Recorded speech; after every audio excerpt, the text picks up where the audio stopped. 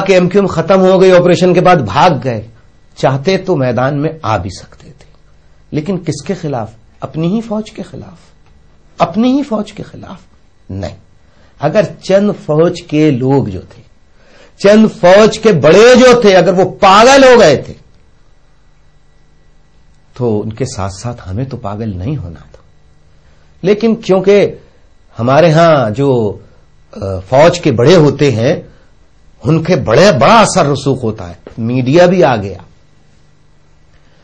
اخبارات میں بڑی بڑی خبریں شائع ہوئیں. الطاف حسین ڈرل.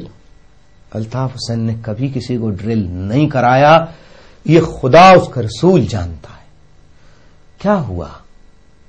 آپ نے دیکھا مقافات عمل، قدرت کا نظام، اللہ کا نظام، اللہ کا انصاف، اللہ کا قانون، کہ جنہوں نے مجھ پہ جھوٹا الزام لگایا اور کہا ہم نے چیپٹر کلوز کر دیا، قدرت نے ان کا چیپٹر کلوز کر دیا. اور آپ دیکھیے کبھی کسی پہ جھوٹا الزام نہیں لگانا چاہیے.